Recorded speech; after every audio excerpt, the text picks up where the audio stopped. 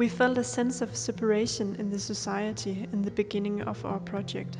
Through our research, we found out that one thing many people have in common is the love for food. We think MAC should really be a place for everyone. How might we promote a meeting between socially separated people at MAC by using food? We want to create a space where everyone is welcome.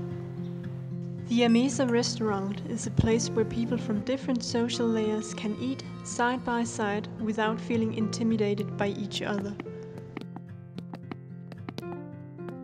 The main purpose of the restaurant is to have one long table with lights inviting people to sit together. Hello? Hi.